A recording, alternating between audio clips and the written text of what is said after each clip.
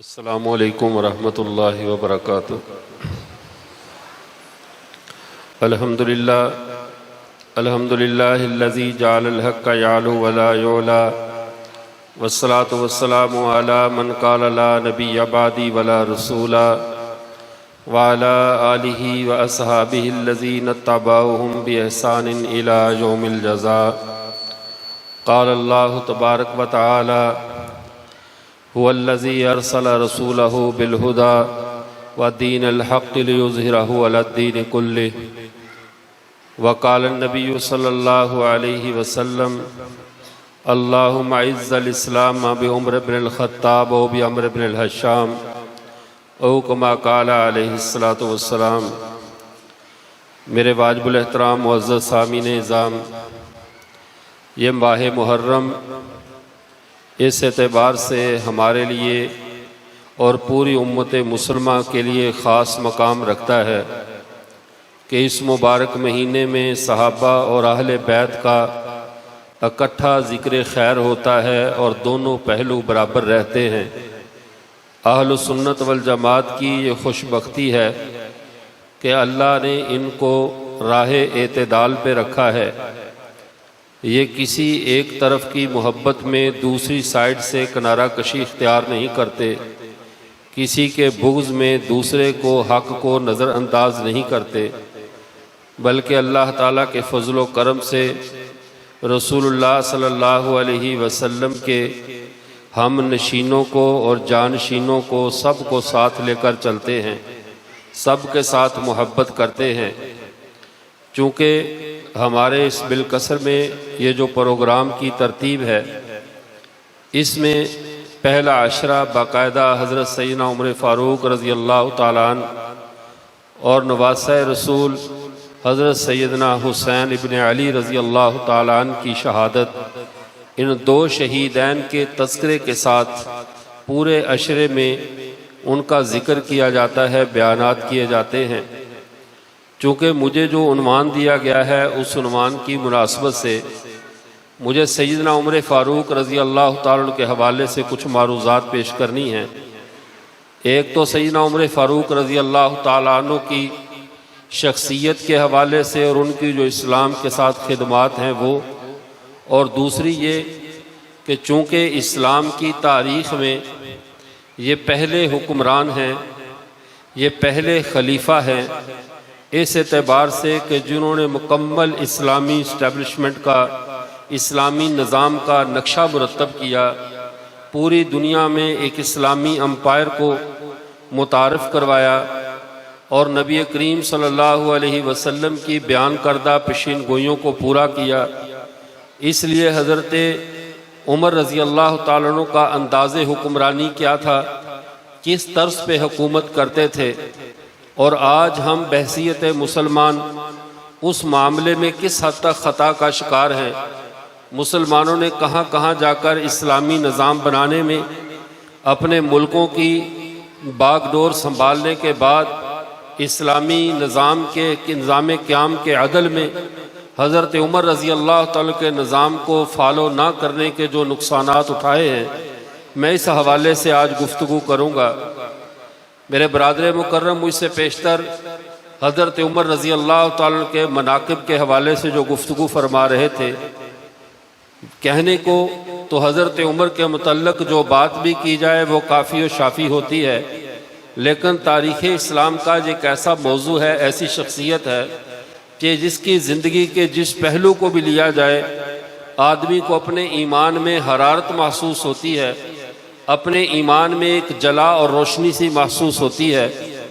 हज़रत उमर फ़ारूक रज़ी अल्लाह ताला अन्हु इस्लामी तारीख़ में ये वो वाहिद शख्सियत है जिसको एक ऐसी हस्ती अल्लाह से मांग रही है, जिस हस्ती की बेनियाजी का, जिस हस्ती की अल्लाह के मासवा किसी गैर से अदम तवक्को या अदम तवज्जो का ये आलम है कि उसे दुनिया और माफिया में अपना दीन किसी का मोहताज नज़र नहीं आता। लेकिन एक वक़्त आता है कि वो हस्ती अल्लाह से ख़ुद दुआ करती है कि अल्लाह मेरे दीन को जो मैं लेकर आया हूँ, दीन इस्लाम, इसको जो बंदा इन दो बंदों में तेरे यहाँ ज़्यादा पसंदीदा है, नबी करीम सल्लल्लाहु अलैहि वसल्लम बिहब्बुर रजलैन का लफ्ज़ बोलकर फरमाते हैं, ए अल्लाह इन दो इंसानों में जो इंसान आपके यहाँ ज़्यादा पसंदीदा है उस शख्सियत के साथ इस्लाम को इज़्ज़त अता फरमा। और वो दो शख्सियात, एक उमर बिन ख़त्ताब है, एक अबू जाहल है, अमर बिन हशाम है। अमर बिन हशाम जिसका बाद में नाम अबू जाहल पड़ा, अल्लाह के नबी अल्लाह के दरबार में दो शख्सियात के नाम पेश कर रहे हैं। अब आप अंदाज़ा लगाओ एक ऐसी शख्सियत की नज़र कि जो सारे अम्बिया का इमाम है, ख़ातमुन नबीयीन है और सारे नबियों के सरदार हैं, अल्लाह के महबूब हैं, सिलसिला नबूवत उनके ऊपर आकर पाए तकमील को पहुंच रहा है, उनके बाद कोई आने वाला नबी नहीं है और वो अपने दीन की इज़्ज़त के लिए, दीन की अज़मत और आबरू के लिए एक ऐसी हस्ती को अल्लाह से मांग रहे हैं कि अल्लाह इन दो में से जो तुझे ज़्यादा पसंदीदा है उसका फ़ैसला फरमा दीजिए। अब अल्लाह ने जिसका फ़ैसला फरमाया वो हज़रत उमर बिन ख़त्ताब रज़ी अल्लाह ताला अन्हु हैं। अल्लाह ने भी अपनी पसंद बतला दी कि हज़रत उमर बिन ख़त्ताब ये वो हस्ती है जो सिर्फ़ रसूलुल्लाह ही की नहीं बल्कि अल्लाह अहकामुल हाकिमीन की भी पसंदीदा हस्ती है। अब इससे बढ़कर आगे चलिए, नबी करीम सल्लल्लाहु अलैहि वसल्लम जब भी अबू बकर और उमर का इनका तज़किरा फरमाते तो यूँ करते, अल्लाहु मरहुम उम्मती बि उम्मती अबू बकर व अशद्दुहुम फ़ी अम्रिल्लाहि उमर। ए अल्लाह मेरी उम्मत के, चूँकि आप सल्लल्लाहु अलैहि वसल्लम की एक सिफत थी, आप सल्लल्लाहु अलैहि वसल्लम रहमतुल लिल आलमीन थे, आपके मिजाज में रहमत का उनसर गालिब था, इसलिए जब भी दुआ फरमाते तो अपनी उम्मत के रहीम शख्स हज़रत अबू बकर का जिक्र पहले फरमाते और उम्मत के सबसे सख्त मिजाज, उम्मत के सबसे ज़्यादा मजबूत और तवाना शख्स हज़रत उमर का जिक्र दूसरे नंबर पे फरमाते। व अशद्दुहुम फ़ी अम्रिल्लाहि उमर, और दूसरे नंबर पे हज़रत उमर को रखते थे। लेकिन अल्लाह ताला की ज़ात को चूँकि हज़रत उमर ज़्यादा पसंदीदा थे, अल्लाह ताला की ज़ात ने अपनी ज़ाते शिद्दत की वजह से, अपने जलाल की वजह से, अपनी अज़मत की वजह से जिस हस्ती को पसंद फरमाते थे वो हस्ती हज़रत उमर फ़ारूक रज़ी अल्लाह ताला अन्हु की थी। उस वक़्त जब अल्लाह ताला तज़किरा फरमाते, अल्लाह पहले हज़रत उमर का जिक्र फरमाते, अशिद्दाउ अलल कुफ़ार, फिर रुहमाउ बैनहुम कहकर हज़रत अबू बकर को दूसरे नंबर पे रखते। ये अल्लाह की सुन्नत है, दोनों अल्लाह को उमर ज़्यादा महबूब हैं, अल्लाह पहले उमर का नाम ज़्यादा रखते हैं और अल्लाह के नबी को हज़रत अबू बकर ज़्यादा महबूब हैं। अल्लाह के नबी अल्लाहुम्मा अरहम उम्मती बि उम्मती अबू बकर कहकर पहले अबू बकर को रखते हैं। हज़रत अल्लामा खालिद महमूद साहब रहमतुल्लाह अलैह ने फरमाया, दोनों अल्लाह और अल्लाह का रसूल अपने अपने प्यारों का नाम ले रहे हैं। जिसको उमर से ज़्यादा प्यार है वो पहले अशिद्दाउल अल कुफ़ार कहकर उमर का तज़किरा कर रहे हैं और जिसको अबू बकर से ज़्यादा प्यार है वो पहले अल्लाहुम्मा अरहम उम्मती बि उम्मती अबू बकर कहकर पहले अबू बकर का जिक्र फरमा रहे हैं। तो ये वो एजाज़ है जो अल्लाह ताला ने हज़रत उमर को बख्शा कि वो अल्लाह के महबूब हैं। इससे बढ़कर एक और बात के बाद मैं हज़रत उमर रज़ी अल्लाह ताला के अंदाज़े हुक्मरानी की तरफ आता हूँ।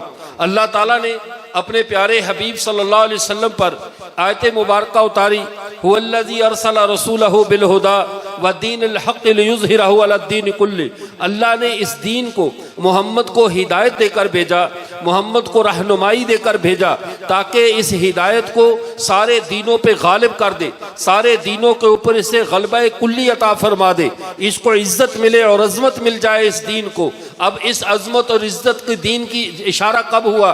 जब अल्लाह के नबी सल्लल्लाहु अलैहि वसल्लम ग़ज़वा खंदक में एक चट्टान सामने आती है, रसूलुल्लाह सल्लल्लाहु अलैहि वसल्लम उस पर एक कुदाल मारते हैं, एक ज़रब मारने के साथ उससे शोले निकले। आप सल्लल्लाहु अलैहि वसल्लम ने फरमाया, मुबारक हो, शाम के महल्लात फतह हो गए, मुझे शाम के महल्लात दिखा दिए गए।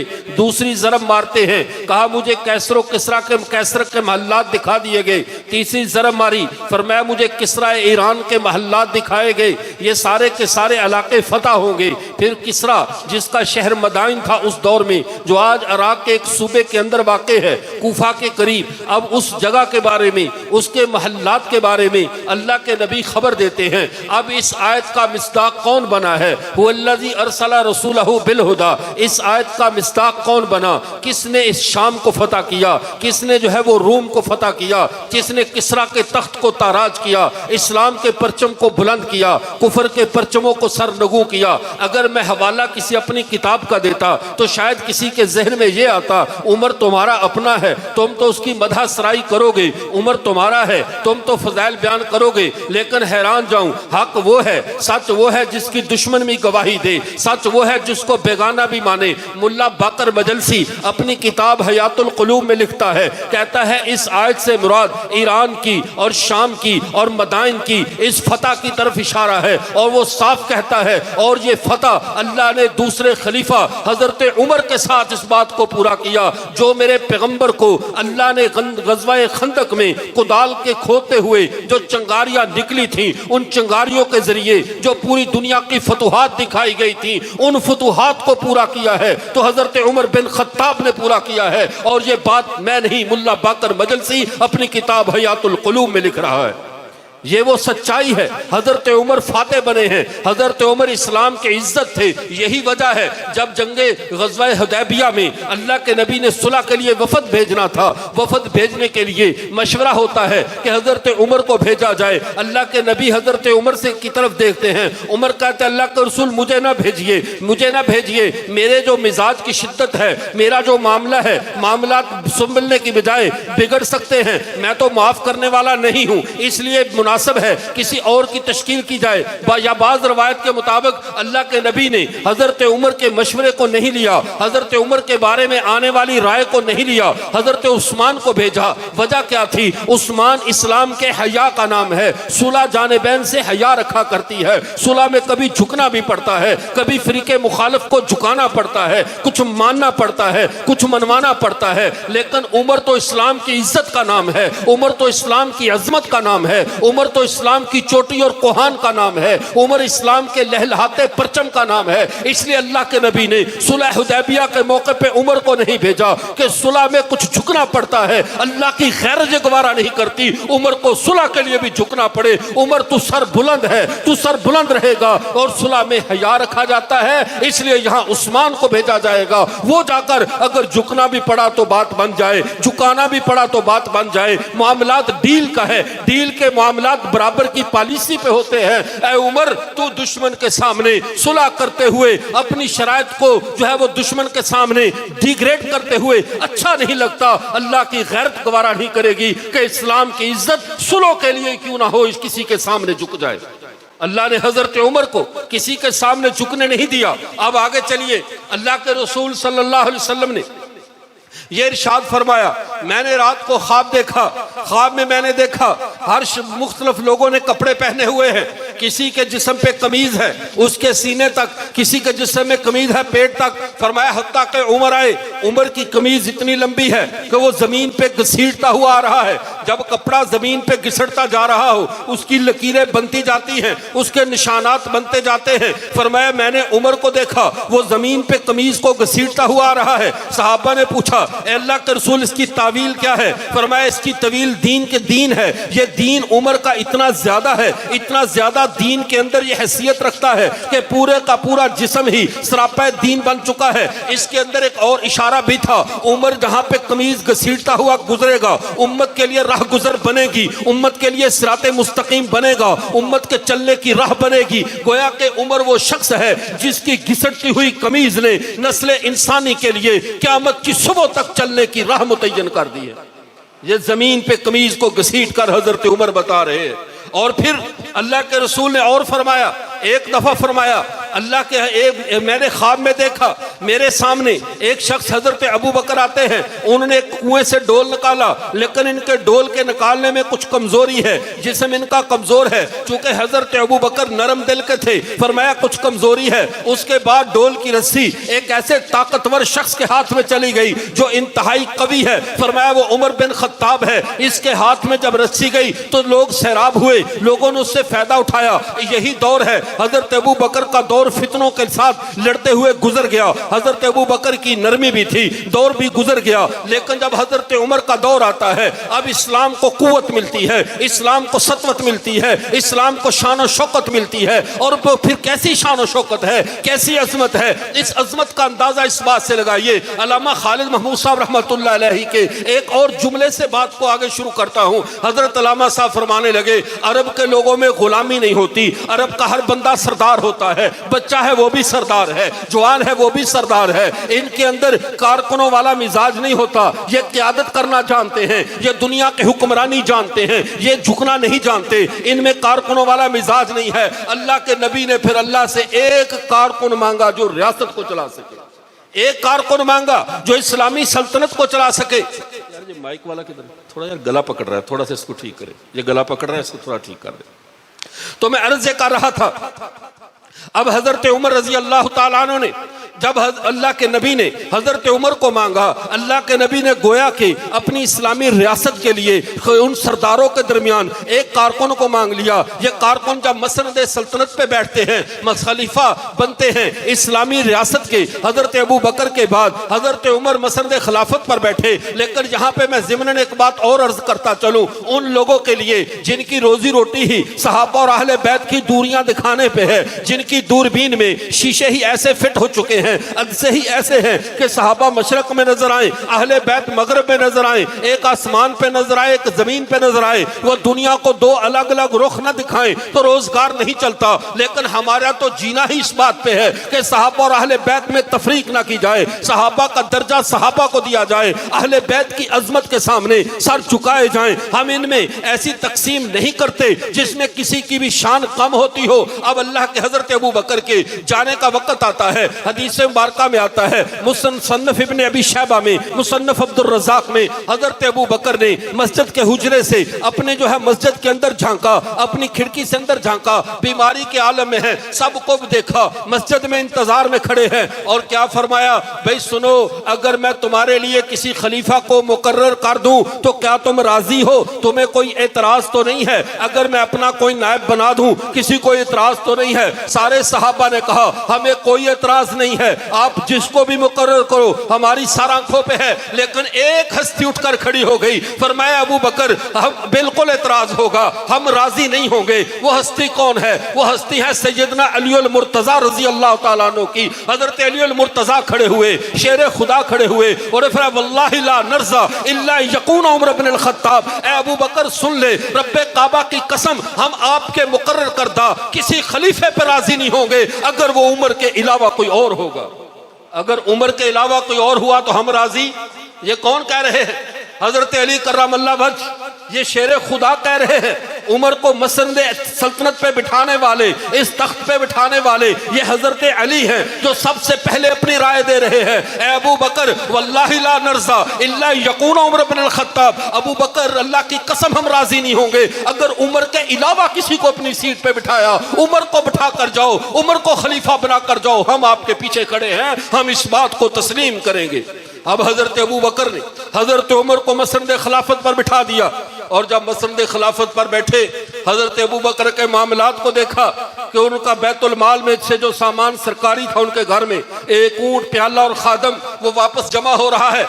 उमर रोने लगे, कहा अबू बकर तूने बाद वालों को बहुत मुसीबत में डाल दिया, तेरे जैसा तकवा बाद में कौन लाएगा, तेरे जैसा काम बाद में कौन करेगा। लेकिन जब खुद मसनद पे बैठे, अब है यहाँ से आज की तकरीर की गुफ्तगू का अंदाज समझिए। हजरत उमर ने जहाँ मसनद रियासत पे बैठ के, खिलाफत की मसनद पे बैठ के तीन काम किए। उनका तर्ज हुक्मरानी तीन तरह पे तकसीम है, वो तीन अतराफ को समझ लीजिए। एक है शख्सियत साजी, एक है अफराद के साथ रियासत का ताल्लुक, फर्द वाहिद को रियासत किस नजर से देखेगी, एक शख्स की इस्लाह के लिए, उसकी जरूरियात के लिए, उसके मामलात के लिए रियासत कितनी चौकस होगी। एक है शख्सी मामला, हजरत उमर का जहां तर्ज हुक्मरानी वो भी मिसाल है, वो भी लोगों के लिए ज़रबुल मसल है। दूसरी शख्सियत है हजरत उमर का सोसाइटी के अंदर, हजरत उमर का आलमी ताकतों के साथ, दूसरे ममालिक के साथ जो लेन देन का ताल्लुक होगा, अंदाज़े हुक्मरानी होगा, वो अलग फ़कीदुल मिसाल एक अपनी हैसियत रखता है। एक हजरत उमर का खलीफा बनने के बाद अपनी जात के साथ क्या ताल्लुक था, अपने खानदान के साथ क्या ताल्लुक था, अपने रिश्तेदारों के साथ लेन देन कैसा था। ये तीन मामलात को अगर आज हम समझ जाएं, हमें इस्लामी खिलाफत और इस्लामी खलीफा की जो असल हैसियत है हमारी आंखों के सामने वाज़े हो जाएगी। पहले नंबर पे आओ, हजरत उमर ने शख्सियत साजी कैसे फरमाई। दुरूशी पाक।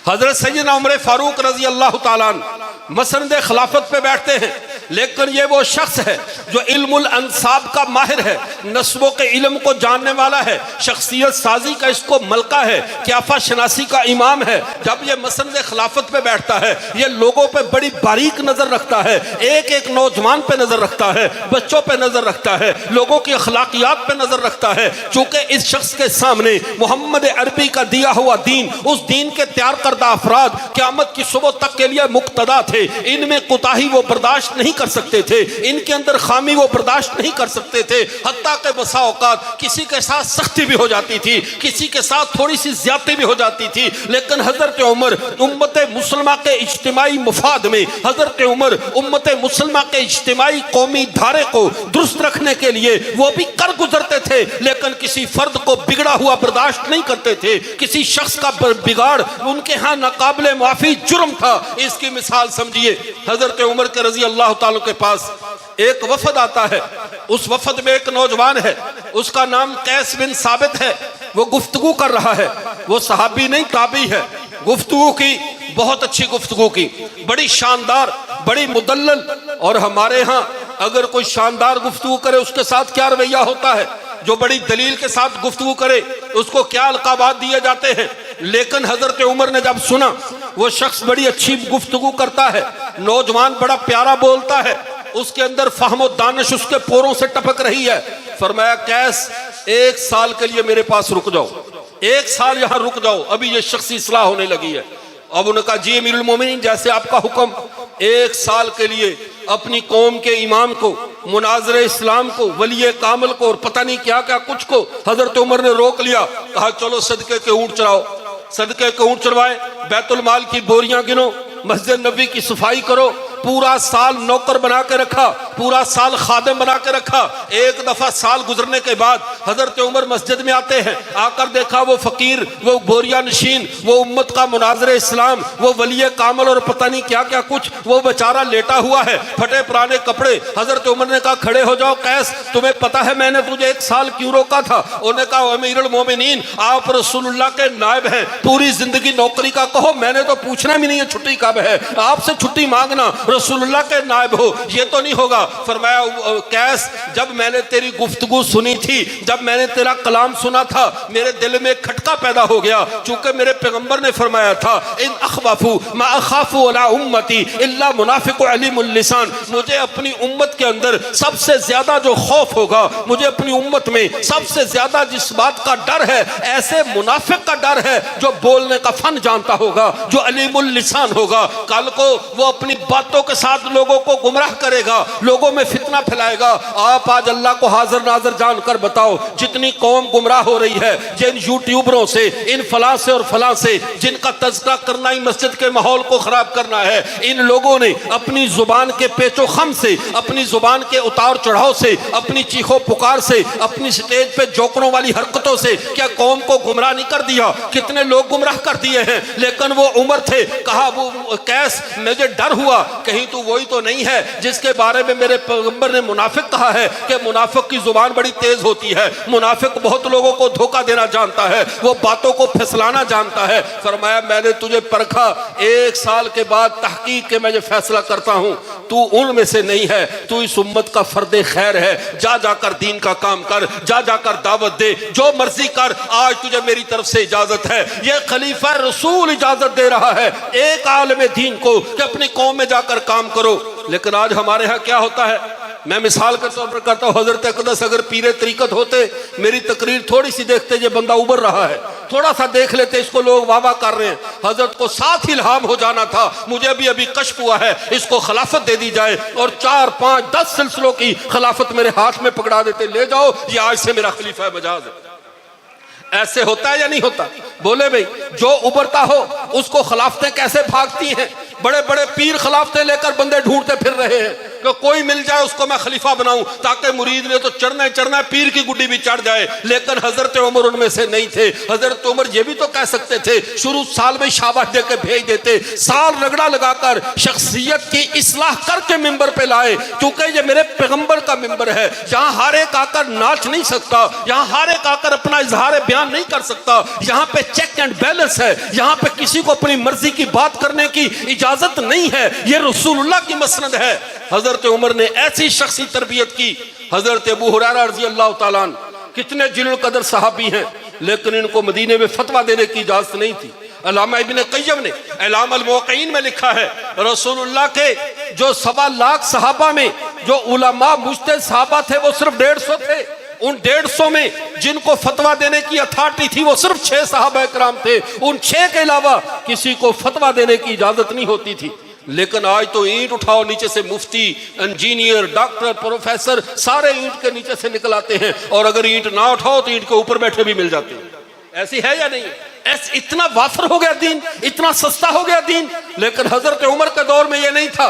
हजरत अबू हुरैरा ने एक फतवा दे दिया, ऊपर से देखा हजरत उमर आ रहे हैं, कहा यार हजरत उमर से पूछ लेते हैं ये क्या कहते हैं, फिर मेरी राय लेना, अभी नहीं। हजरत उमर आए, मसला पूछा, कहा भाई मसला यूं है, बिल्कुल वही बताया जो हजरत अबू हुरैरा बता चुके थे। हजरत अबू हुरैरा रज़ी खुश हुए, कहने लगे अमीरुल मोमिनीन, मैंने भी इनको यही मसला बताया है। हजरत उमर ने फौरन कहा, ये नहीं कहा अल्हम्दुलिल्लाह मुझे ताईद मिल गई, अल्हम्दुलिल्लाह मेरा मुअय्यद आ गया। कहा खबरदार अबू हुरैरा, तेरे इजाजत सिर्फ रसूलुल्लाह की जो हदीसें सुनी हैं वही आगे बयान करने की है, मसला बताने का हक तुझे किसने दिया? अगर दोबारा इस्लामी रियासत में तूने किसी को फतवा दिया या मसला बताया, मैं तुझे ऐसी जगह जिला वतन कर दूंगा कि तू इंसानों की शक्ल देखने को तरस जाएगा। यह है चेक एंड बैलेंस इस्लाम का। हजरत उमर यूं शख्सी इस्लाह करते थे। ये तो इस्लाह थी उलमा की।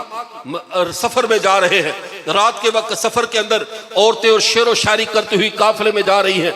एक औरत ने शेर पढ़ा, कहा या लैता लिल हजाजी सबीलू अलिल, इस तरह का शेर था, काश के मेरे पास आज कोई शराब का तरीका होता, मैं शराब पी सकती या हज्जाज नाम के नौजवान से मुलाकात हो सकती, उसे देख सकती। शेर पढ़ा, हजरत उमर का फौरन माथा ठिनका। ये मुसलमानों की औरत हो और इसकी जुबान पे गैर का नाम आए, मुसलमान की बीवी हो, मुसलमान की बेटी हो, और किसी मर्द का नाम लेकर कहे कि काश मैं उसे देख सकती। ये बात हुई तो क्यों हुई? वो आज जैसा बेगैरत मुआशरा नहीं था। बच्चियां फख्र से बताती हैं मुझे फला सियासतदान पसंद है, काश वो मेरा अब्बू होता, मेरी अम्मी वहां होती। कोई कुछ कह रहा है, कोई कुछ कह रहा है। जमीर मर चुके हैं, गैरत का जनाजा निकल चुका है। कोई बेहया नहीं पूछता कि बेटी की जुबान पे किस फिल्म स्टार का नाम है, बेटी की जुबान पे किस गैर महरम का नाम है, किसी अत्ता के, मैं तो यहां तक कहता हूं घर में जवान बेटी की जुबान पे किसी आलिम और पीर का नाम भी हो, बच्ची को रोक दो, रोक दो। आज के दौर में कोई इतना मुत्तकी परहेजगार नहीं है कि अल्लाह का नाम छोड़कर उसके नाम का हमारी बच्चियां जिक्र करें। ये हया है, ये इस्लामी खैरत है। हजरत उमर ने जब ये देखा तो देखकर क्या कहा, सहाबा से पूछा ये हज्जाज नाम का कौन है? कौन है हज्जाज? उन्होंने कहा हजरत मदीने में एक नया लड़का आया है, तरखान है, बड़ा खूबसूरत नौजवान लड़का है। फरमाया सो वो बुलाओ उसे, इसकी खूबसूरती तो फितना फैला रही है, बुलाओ इसे, मैं मदीने की रियासत का अखलाक बर्बाद नहीं होने दूंगा। जब उसे बुलाया गया, देखा तो वाकई वो बड़ा खूबसूरत जवान था। हजरत उमर ने कहा इसके सर पे जरा पगड़ी बांधो। पगड़ी बांधी गई, वो और खूबसूरत हुआ। फरमाया इसकी टेंड कर दो। जब टेंड की गई, सर को मूंडा गया, फिर खूबसूरत। कहा तेरा हुस्न बच्चों और बच्चियों के अखलाक को खराब कर रहा है, जेल पैसे पकड़ तेरा हदिया, तेरे यहाँ से चला जा, इस्लामी रियासत से बाहर निकल। उसे महाजे जंग पे भेज दिया और मुसलमान सिपा सलार को ताकीद कर दी, इसकी शादी करो, ये महाज पे रहे जब तक ये बूढ़ा ना हो जाए। इसे इंसानी मुआशरे में किसी मोहल्ले में रहने की इजाजत नहीं है। यह है हजरत उमर का अंदाज़े हुक्मरानी कि जिस शख्सियत के साथ, जिस शख्स के साथ बच्चों और बच्चियों के अखलाक खराब हो रहे थे, उसे इंसानों के मुआशरे से दूर कर दिया कि हमें अपने बच्चों के अखलाक खराब नहीं करने। और ये बात उस बाप को कैसे समझ आएगी जिसने अपनी जवान बेटी और बेटे को आईफोन लेकर दिया हुआ है, जिसने फोन और सारे नेट के पैकेजेस दिए हुए हैं, कमरों में बंद कुंडियां लगाकर बच्चे बच्चियां जो मर्जी देखते रहे, अखलाक तबाह होते रहे। इन्हें उमर की गैरत और अंदाज़े हुक्मरानी समझ में नहीं आ सकता। उमर के अंदाज़े हुक्मरानी को समझना है तो उस दर्जे का गैरतमंद बनना पड़ेगा। फिर उसके बाद आगे देखिए हजरत उमर रजी अल्लाह ताला ने दूसरा काम ये किया, हड हरामी और काहली का बड़ा सख्त इलाज करते थे। हड हरामी के बड़े दुश्मन थे। ये बातें आपने शायद पहले ना सुनी हो, हमने तो फजाइल ही सुने। हजरत उमर बड़े जंगजू थे। जरा ये मामलात भी सुन लीजिए, हुकूमत कैसे करते थे। अगर किसी नौजवान को देखते कि बड़ा साफ सुथरा सूटड बूटड फिर रहा है, अच्छे कपड़े पहने हुए हैं, तो पूछते कि तेरा कारोबार क्या है। ये हजरत उमर का उसलूब था। पूछते तेरा कारोबार क्या है। अगर तो वो कहता मेरा अच्छा कारोबार है, फला बिजनेस है, तो खुश होते। और अगर वो कहता मेरा कोई बिजनेस नहीं, जैसे आजकल के 70% जवान यही कहते, हाथ में नया आईफोन, नीचे यामा या 125 या अच्छी गाड़ी, पूछो भाई क्या काम करते हो, बड़े भाईजान सऊदिया होंगे, ये कोई काम है। बड़ा भाई अमेरिका होता है, ये कोई काम है। सारे हड हराम एक खानदान के फर्द को जिबा होने के लिए यूरोप में भेज देते हैं। वो बेचारा कोल्लू के बैल की तरह और रेडी में जुटे हुए गधे की तरह दिन रात कमा कमा कर भेजता है। इधर ना बहनों के नखरे खत्म होते हैं, ना भाइयों के, और इतरा इतरा के फिरते हैं, हराम की दौलत ऐसे इस्तेमाल करते हैं। और जब कोई पूछे करते क्या हो, बड़े भाई बाहर होते हैं। ये कौन सा काम है कि तेरा बड़ा भाई बाहर है। ये कौन सा काम है कि कमा हो रहा है, तू हराम खोर खा रहा है। ये कौन सा काम है। हजरत उमर को अगर कोई ये कह देता, हजरत मेरा कारोबार तो कोई नहीं, वैसे ही मैं जरा साफ सुथरा रहता हूँ, वैसे जरा टौर के साथ रहता हूँ, फरमा देते अंत सकताईनी, तू मेरी निगाहों से गिर चुका है। और खलीफा का किसी को ये कह देना तू मेरी निगाहों से गिर चुका है, उसके लिए पैगामे मौत होता था। वो फौरन अपना कारोबार सेट करके हजरत उमर को इतला देता था, हजरत अब मैं भाई चचा बाप ताए चच्चे किसी की जेब पे बोझ नहीं हूँ, अब मेरा अपना कारोबार है। तब हजरत उमर के दरबार में इज्जत मिलती थी, वरना हड हराम को हजरत उमर के यहाँ कोई इज्जत नहीं होती थी। आप जरा अपने गिरेबान में दाएं बाएं रिश्तेदारों में झांको, आपको 70% हड हराम नौजवान मिल जाएंगे, रिश्तेदार मिल जाएंगे, भाई मिल जाएंगे। अब ताजीन आप कर ले, मैंने तो नहीं करनी। अब अगली बात समझो, हजरत उमर रजी अल्लाह ताला अन्हु का अंदाज़े हुक्मरानी, अभी मैं शख्सियात पे बात कर रहा हूँ। शख्सियत साजी कैसे करते थे, शख्सियात की इस्लाह कैसे करते थे। एक दिन मैंने तुलबा से कहा, हजरत उमर का एक ये भी उसूल था, वो फरमाया करते थे, मन काला अना आलिमुन फहुवा जाहिलुन, जो ये कहे मैं आलिम हूं समझ जाओ ये बंदा जाहिल है। ये कौन है। वो खुद सताई को पसंद नहीं करते थे, अपनी तारीफात को पसंद नहीं करते थे। आज अगर हजरत उमर का दौर होता, सारी जेलें हम मौलवियों से भरी होती, चूंकि इश्तिहारों में हमारे नाम देखो क्या लिखे होते हैं, मुफक्कर खत्म नबूवत, अल्लामा फलां फलां फलां साहब, और इतने इतने लंबे अलकाबात। हजरत उमर के दौर में कोई अलकाबात देखकर देखता, वो सीधा सीधा इंसान के बच्चे को इंसान का बच्चा बनाकर रखते थे। मेरे दोस्तों, अपने ऊपर से ये अलकाबात की लंबी लंबी तुम्हें काट दो अगर उमर के नाम लेवा हो। हम जमीन पे अल्लाह के नायब हैं, हमारा यही तखल्लुस काफी है। हम जमीन पे सहाबा के नाम लेवा हैं, यही हमारी पहचान काफी है। बकिया पोजीशन हजरत उमर चलने नहीं देते थे। ये हजरत उमर का अंदाज़े हुक्मरानी था। वो किसी फर्द को बिगड़ा हुआ नहीं रहने देते थे। यहां तक तो बात थी अफराद की, चूंकि वक्त भी कम है मैं बात को क्लोज करता हूं। यहां तक तो बात थी अफराद की। हजरत उमर अफराद की शख्सियत साजी में, फर्द वाहिद की तरबियत में अपनी सारी सलाहियतें लगाते थे। किसी बंदे को और औरत को बिगड़ने नहीं देते थे, मर्द और औरत के अखलाक पे नजर रखते थे। और फिर आओ, अब हजरत उमर का हुकूमतों के साथ मामलात कैसे थे, हुकूमतों के साथ मामलात कैसे थे। बैतुल मुकद्दस की फतह के मौका पे बैतुल मुकद्दस के हुक्मरानों और पादरियों ने कहा, ऐसा करो जो तुम्हारा खलीफा है उसे भेज दो, हमारे पास भेजो। अगर तो वो वही हुआ जिसकी सिफात हम अपनी तौरात में पाते हैं, जिसकी सिफात हम अपनी इंजील में पाते हैं, तो लड़ाई झगड़े की जरूरत ही नहीं है। हम बैतुल मकदस की चाबियां तुम्हारे हवाले कर देंगे, और अगर तुम वो नहीं हो फिर जो भी हो जाए हम दिफा करेंगे, हम लड़ेंगे और जीते जी बैतुल मुकद्दस तुम्हारे हवाले नहीं करेंगे। हजरत उमर को खत भेजा गया, ऐ अमीरुल मोमिनीन, ये खत आ चुका है, आप आते हैं तो बगैर लड़ाई के बैतुल मुकद्दस हमें मिलता है, आप क्या कहते हैं। हजरत उमर ने कहा, मेरे यहाँ भी मुसलमान का खून बहाना कोई खून रेजी कोई अच्छा अमल नहीं है, चलिए मैं चलता हूँ। अपने ऊंट पे सवार होते हैं, साथ अपना गुलाम है। लोगों ने कहा, अच्छा लिबास पहन लीजिए। कहा, अल्लाह ने हमें इज्जत लिबास के साथ नहीं दी, इज्जत मोहम्मद अरबी की इत्तिबा के साथ है, इज्जत इस्लाम के साथ है। हजरत उमर चल पड़े। जब करीब पहुंचे तो वहां पे जाकर मकामी जो कमांडर हजरात थे, मकामी जिम्मेदारान थे, वो बहुत आगे आगे, उन्हें पता था ये उमर दरवेश आदमी है, ये बन समर के नहीं आएगा। बना हुआ लिबास लेकर आ गए और कहा, हजरत ये नया जोड़ा पहन लो,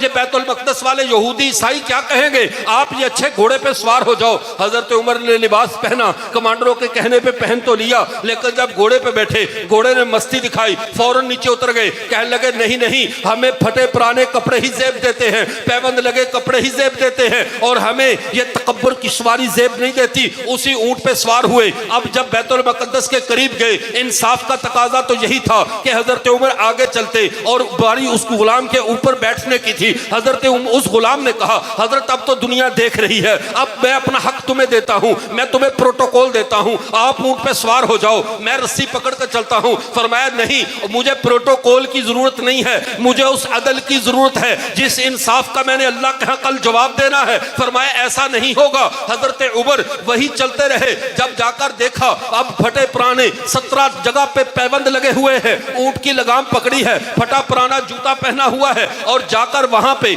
जब पहुंचे, अब बैतुल मुकद्दस के ईसाइयों ने कहा, ये जो ऊंट पर बैठा है क्या ये तुम्हारा खलीफा है? ऊंट पे तो गुलाम बैठा था। कहा नहीं हजरत, ये जो रस्सी थाम कर आ रहा है ये हमारा खलीफा है। उन्होंने कहा ये लो बैतुल मुकद्दस की चाबियां, इसी तरह हमारी किताबों में लिखा था मोहम्मद का खलीफा आएगा तो इस हैयत में आएगा। आज ये निशानी पूरी हो गई, ये लो बगैर झगड़े के बैतुल मुकद्दस ले लो।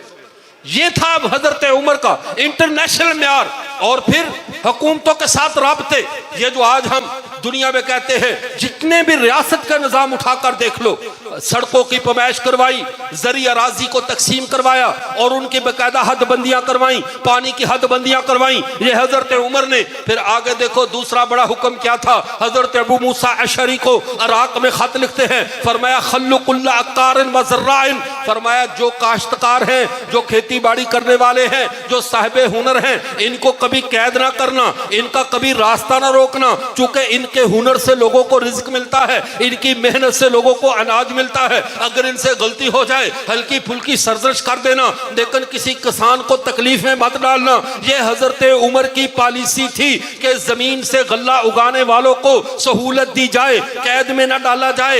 यह अंदाजे पॉलिसी नहीं था कि मुल्क के किसान भूख से बिलखते रहे। एन जब फसल पक जाए और पूरी गंदम का रेट गिरा दो, पूरी फसलों का रेट गिरा दो, ताकि किसान रोता है तो रोता रहे, मरता है तो मरता रहे। हजरत उमर किसान की हौसला अफजाई करते थे, साहब हिरफा की हौसला अफजाई करते थे, जिसके हाथों में कोई हुनर होता था उसकी हौसला अफजाई करते थे कि जो मुआशरे के मुफीद फर्द है, मुफीद फर्द की हौसला शिकनी नहीं की जा सकती। ये हजरत उमर का अंदाज़े हुक्मरानी था, हजरत उमर के तर्ज़े हुक्मरानी था। और फिर इससे बढ़कर दूसरे मुल्कों के साथ उनकी सफारतकारी की मुहिम चली, डाक का निज़ाम बनाया जाता है। आज दुनिया डाक की जितनी तरक्की भी कर ले, इसका मूजद हजरत उमर है। आप पाशी के शोबे में जितनी मर्जी तरक्की कर लो, खेतों के खलियानों की तकसीम का शहरा हजरत उमर के सर पर है। देहातों की तकसीम, शहरों की तकसीम के 40-40 किलोमीटर के फासले पे शहर बसाए जाएं, बड़ा शहर एक ना बनाया जाए, ताकि अगर कहीं वबा फैले तो ऐसा ना हो कि सारे मर जाएं। छोटा शहर हो, उसकी नातकाबंदी करके वबा का दर्जा तदबीर में, दर्जा असबाब में रास्ता रोका जा सके। ये काम हजरत उमर का था। और इससे बढ़कर अगली बात देखो, एक दफा हजरत उमर ने देखा मदीने में कोई औरत ये कह रही, आज मुझे अगर खुदा का खौफ ना होता तो मेरी आवाजें, मेरी बेहियाई की आवाजें महल्ला सुनता। इशारा तनर्ज कर रहा हूं। हजरत उमर घबरा गए, ये बच्ची औरत के मुंह से ये अल्फाज क्यों निकले? फौरन कहा अब हजरत हफ्सा रजी अल्लाह ताला अन्हा से कि तू मेरी बेटी भी है, लेकिन ये बात भी याद रख, तू रसूलुल्लाह की बीवी है, उम्मत की माँ भी है। तेरे बच्चों का मसला आ गया है, इसको भी जरा हल कर। एक औरत अपने खामद के बगैर कितना अरसा रह सकती है बताओ? उन्होंने कहा अब्बा जी सिर्फ 4 माह औरत सब्र कर सकती है। फौरी इस्लामी रियासत में खत जारी कर दिया। क्या फरमाया? आज के बाद कोई शख्स भी 4 महीने से ज्यादा घरों से बाहर नहीं रहेगा। यह इस्लामी रियासत का हुक्म है। इस कोई फौजी महाज पे नहीं रहेगा। 4 माह के अंदर अंदर घर का चक्कर लगाओ, अपने बच्चों का चेहरा देखो, घर की जरूरियात को पूरा करो। ये हजरत उमर ने उस वक्त हुक्म दिया। और ये सबक है उन लोगों के लिए और उन बूढ़े बाबों के लिए जो अपने शादी करके बच्चे को अगले दिन जहाज पे बिठा देते हैं, बेटा जाओ 4 पैसे कमा कर लाओ, अब 2 साल बाद वापस आना है। ये बेहयाई के काम ना किया करो। शादी से पहले पहले उनको जाने दो। शादियों के बाद या तो बीवियों को भी साथ भेजो या बीवियों के पास इन्हें रहने दिया करो। बेहयाई का आधा फरोग हम खुद करते हैं। हमारे जितने भी ये बुजुर्ग हैं ना, नाराज ना होना, इनसे जब पूछो ये अपने दौर को याद करते हैं। हमारे दौर में तो ऐसे नहीं था। बंद बाबा जी अगर आपके दौर में नहीं था, दौर बहुत बदल गया है, अब बेहयाई के मुजरम आप बनेंगे। हजरत उमर रजी अल्लाह ताला कहा करते थे, जब बच्चा बच्ची बालिग हो जाए उसकी शादी में ताखीर ना करो, उसकी फौरन शादी करो ताकि उसके गुनाहों का वबाल तुम्हारे ऊपर ना आए, वो गुनाहगार ना हो। हजरत उमर एक पाकीज़ा मुआशरा चाहते थे। और फिर यहाँ नहीं, हजरत उमर मुआशरे में नौजवानों को मुखातब करके क्या करते थे, यो जुमनुशाब अन्नासिक, मुझे पसंदीदा नौजवान वो है जो इबादत गुजार हो। नंबर एक, पसंदीदा नौजवान जो इबादत गुजार हो, नजीफ सौब, उसके कपड़े साफ सुथरे हो, मैला कुचैला भग्गी बनकर ना फिरता हो। मैला कुचैला नौजवान हजरत उमर को पसंद नहीं था, नजीफ सौब। और फरमाया अत्यबुर रिह, उसकी खुशबू अच्छी हो, बदबूदार ना हो, पसीने की बदबू, मुंह से बदबू नहीं। हजरत उमर कहते थे, जवानों अपने अंदर 3 सिफात पैदा कर लो, अपना लिबास साफ सुथरा रखो, जिस्म को खुशबूदार रखो और अपने जिस्म को अल्लाह की इबादत में मशगूल रखा करो। ये है इस्लामी मुआशरे की पहचान, जो हजरत उमर ने इस्लामी मुआशरा कायम किया, जो इस्लामी मुआशरा। और फिर हमारे यहाँ बंदा कैसे परखा जाता है, मौलाना मुखलिस अब्दुल्ला साहब के बारे में राय लेनी हो तो उस मोहल्ले साथियों से पूछते कैसे हैं, माशाल्लाह बड़े तहज्जुद गुजार हैं, बड़े इबादत गुजार हैं, सालाना चिल्ला 4 महीने पूरे लगाते हैं, बड़े नेक हैं। हजरत उमर के यहाँ ये म्यार नहीं था। हजरत उमर के यहाँ किसी के साथ मामलात करने का ये म्यार नहीं था। हजरत उमर कहते हैं, इबादत कर रहा है वो तो अपने लिए कर रहा है, अगर किसी के साथ मामला करना है तो 3 चीजें पहले देखो। ये हजरत उमर का अंदाज था। 3 चीजें, हुकूमत का ओहदा देना है, मसनद खिलाफत पे बिठाना है, किसी को गवर्नर बनाना है, किसी को अहदेदार बनाना है, तो हजरत उमर पहले 3 चीजों की अपनी इंटेलिजेंस से रिपोर्ट लेते थे। इसके 3 मामला चेक करके बताओ। नंबर 1, क्या ये सिद्के मकाल का आदी है, इसकी बात सच्ची होती है या झूठ बोलता रहता है। झूठा बंदा किसी जगह पे नहीं चल सकता अगर ये हर मामले में सच बोलता है। दूसरा मामला देखो, जब ये बीमार हो जाए, बीमार से शिफा पाने के बाद ये अल्लाह की तरफ रुजू करता है या दुनिया के कामों में मशगूल हो जाता है। बीमारी से तगड़ा होने के बाद, तंदुरुस्त होने के बाद ये अल्लाह के करीब आता है या दुनिया के करीब जाता है। और तीसरी बात फरमाया करते थे, इसके पास अमानत रख कर देखो ये दयानतदार है या बद दयानत है। अगर ये 3 सिफात उसमें पाई जाती थी, उसको हुकूमत को ओहदा देते थे, उसको जिम्मेदारी देते थे। और हमारे मुआशरे में जो जितना बड़ा झूठा हम कहते हैं उतना ही सीनियर सियासतदान है, क्योंकि ये हुकूमत के ओहदे पे बैठा है और बड़ा तरीके से झूठ बोलता है। इसका हक है कि ये हुकूमत करे। हमारे यहाँ ये चीज नहीं है। लेकिन हजरत उमर रजी अल्लाह ताला अन्हु अब लोगों के मामलात को उनकी जुबान से परखते थे कि ये लेन देन में, अपने कौलो करार में कितना सच्चा है, ये दयानतदारी में कितना जो है वो मारूफ है, कितना ये बददयानत है। और तीसरे नंबर पे ये शख्स बीमारी के बाद, मुसीबत के बाद अल्लाह की तरफ रुजू करता है या अल्लाह को भूल जाता है। ये 3 बातें परख कर हजरत उमर ओहदा दिया करते थे। ये था हजरत उमर का अंदाज़े हुक्मरानी। फिर उसका नतीजा क्या निकला, हजरत उमर रजी अल्लाह ताला अन्हु जब अल्लाह ताला ने उन्हें सल्तनत फरमाई, रूम और किसरा के महल्लात उनके कदमों के नीचे खाक बने, उनके कदमों के नीचे रेजा रेजा हुए, जेर हुए।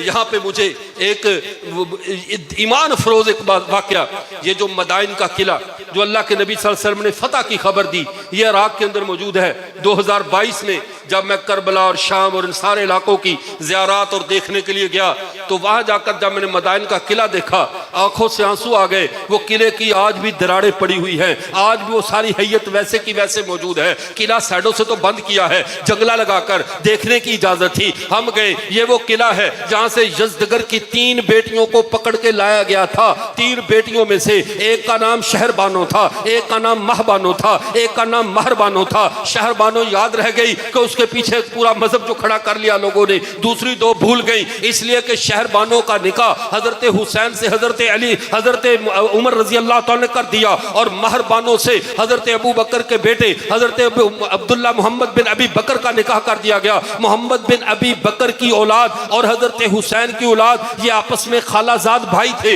इनका रिश्ता वहां हुआ। तीसरी बहन का निकाह हजरत उस्मान के एक बेटे के साथ कर दिया गया। बहरकह मैं अर्ज करना चाहता हूँ, इस्लामी फतुहात को देखो, पूरी दुनिया में आज भी उमर लाद चल रहा है। दुनिया आज भी हजरत उमर को जानती है। हजरत अल्लामा साहब ने अपनी किताब खुलाफे राशिदीन में एक अजीब वाक़या लिखा। कहने लगे ये जो शाह ईरान था रजा शाह पहलवी, उसके पास कुछ लोग गए, जाकर कहने लगे ए रजा ऐसा कर हजरत उमर का जिक्र हमारी तारीख की किताबों से निकाल दे, हमें बड़ी तकलीफ होती है। उसने कहा मैं निकाल तो देता हूं लेकिन सिर्फ मेरे एक सवाल का जवाब दे दो, अगर उमर को इस्लाम की तारीख से निकाल दिया तो इस्लाम की तारीख के पल्ले बचेगा क्या?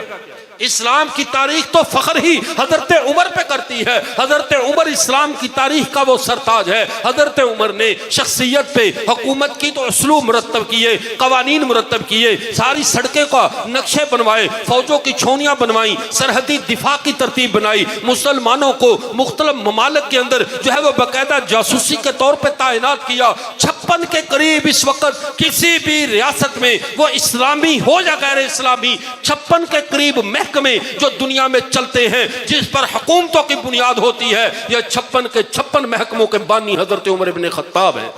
यह हजरत उमर फारूक इनके बानी है। हजरत उमर ने इसका संग बुनियाद रखा है। और उनके तर्ज हुक्मरानी का आखिरी हाल यह था कि जब वो दुनिया से पर्दा फरमाने के करीब आए, आखिरी वक्त है, अपने घर में देखा तो तबीब ने कहा आपको शहद खाने की जरूरत है, आपको शहद खाओ, आपके पेट में बहुत बीमारी हो गई है, शहद खाओ। हजरत उमर 22 लाख मुरब्बा मील का हुक्मरान क्या कह रहा है, मेरे घर में शहद तो नहीं है, मेरे घर में शहद तो नहीं है। खादम ने आकर कहा अमीरुल मोमिनीन बैतुल माल में शहद का जो है वो बड़ा एक मशकीज़ा पड़ा है, हुक्म करो। फरमाया नहीं, सारे खिलाफत के जिम्मेदारान को, सारे हुकूमती ओहदेदारान को मस्जिद में जमा करो। अब बीमारी की हालत में बाहर आते हैं, सबसे मुखातब होकर कहते हैं मेरे भाइयों देखो, मुझे बीमारी में हकीम ने शहद खाना बताया है, मेरे घर में गुंजाइश नहीं, क्या आप मुझे इजाजत देते हैं कि मैं बैतुल माल से 2 चम्मच शहद के ले लूं? 22 लाख मुरब्बा मील का हुक्मरान है और शहद भी अवाम से पूछ कर इस्तेमाल करता है। यहाँ पूछ कर नहीं, अब बताकर खाते हैं। कहते रोक सकते हो तो रोक लो, ये तब्दीली आ रही है, रोक सके हो तो रोक लो, हम तो खाएंगे, तुम रोक कर दिखाओ। और उमर कह रहा है इजाजत दे दो मैं खा लूं, हकीम ने कहा है। फिर अगली बात, हजरत उमर रजी अल्लाह ताला अन्हु सोए हुए हैं मस्जिद कहीं सहरा में, जंगल में सोए। किसरा का गुलाम आया, एलची आकर देखा, कहा उमर किधर है? कहा वो सदके के ऊंटों का पता करने गए हैं, वहां चले जाओ। वो वहां पर पहुंचा, देखा तो उमर सर के नीचे ईंट रखकर बड़े खराटे लेकर मजे के साथ एक मलगजी सी साया है, एक खुदरी सी छांव है, उसके नीचे लेटे हुए हैं। उसने कहा, हसरत से कहा, ऐ उमर हमारे बादशाहों ने अपनी अवाम पर जुल्म किया, उन्हें महल्लात में नींद भी नहीं आती। ऐ उमर कमाल, तूने अपनी रियाया के ऊपर अदल किया है, तेरा हक है कि तू जमीन के जिस हिस्से पर भी सोए जी भर के सो सकता है, तुझे ना अवाम का डर है ना किसी और चीज का डर है। इसीलिए लिखा है जब मदीने में जलजला आता है, हजरत उमर जमीन पे दिर्रा मार के कहते हैं रुक जाकर, मैंने तेरे ऊपर अदल नहीं किया। अल्लाह की मखलूक को खुदा के लहजे में अगर कोई खिताब कर सकता है तो ऐसा शख्स ही कर सकता है जिसकी हुकूमत निज़ाम अदल पे हो, जो अल्लाह का जमीन पे नायब और नुमाइंदा हो।